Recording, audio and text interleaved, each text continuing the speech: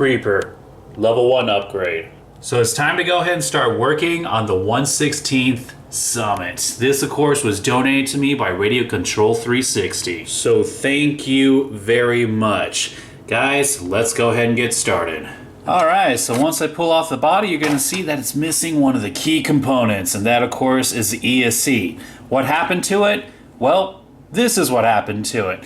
The wires ended up getting messed up, and when I plugged in a battery, boom, it fried. So in response to that, I had to go buy a brand new ESC, and it did show up in the mail. This, of course, was pulled off another 1/16 size. Not sure if it was an E-Revo or a Summit, doesn't really matter. We still have the attention to all of what you should do before running it. But yes, guys, there we have it. Let's get this installed. So the first thing I need to do is remove the motor. And in order to do that, I need to go ahead and take off the gear cover. The gear cover is held on with a single screw. Once that screw's out of the way, all you have to do is pop off the cover and pull it off, put it to the side. Now we need to go ahead and remove the motor mount screw. Once that's out of the way, all we have to do is rotate the motor backwards and pull it off.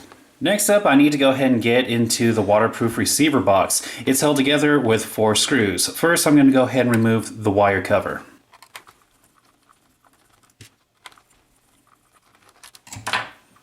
Once those 2 screws are out of the way, you can go ahead and pull the wire cover up and off to the side. Now it's time to go ahead and remove this part. It's held in with 2 screws.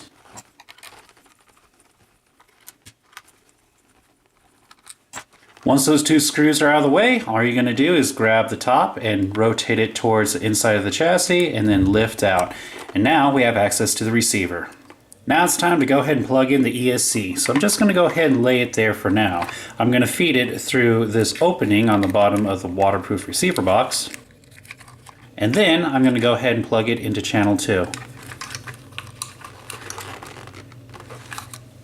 Now it's time to go ahead and get all the spacing right with the wires. So I'm going to go ahead and slide the ESC into position, and then I'm just going to go ahead and get the top of the receiver box, and you can see there's a lip that needs to go into this little groove.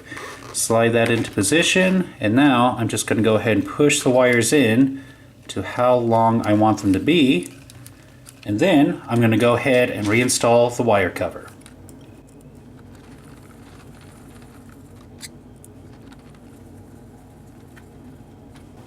Now that that's taken care of, I need to go ahead and check the length for this ESC because I need to be able to slide it out from position and pull it off. The reason why is if I can't do that, I can't reinstall the motor.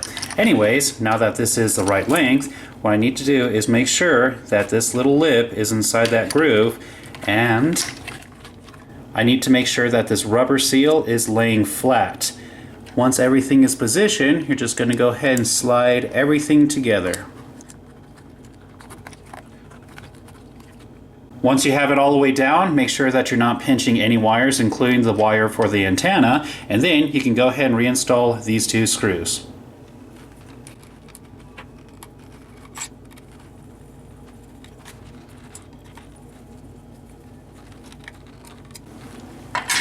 Now it's time to go ahead and reinstall the motor. You'll see that there's a big open hole right here. That hole is for this peg. So what you're going to do is you're just going to go ahead and line that up, push it on, and then move it on over. Now you can reinstall the ESC. Just slide into position, and then you can close the battery door. Next up, I need to go ahead and reinstall this motor screw.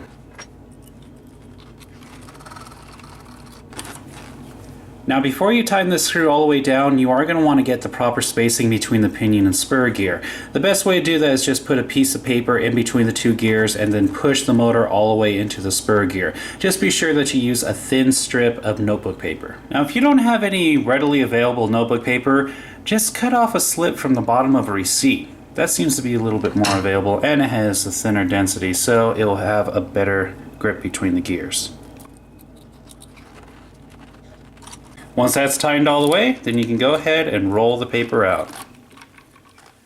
Now we can go ahead and reinstall the gear cover. Just slides into position and make sure that it snaps down. Now you can go ahead and reinstall the screw. All that's left is I got go ahead and plug in all the wires, and I think this is pretty obvious. You just go ahead and push blue to blue, yellow to yellow, and white to white.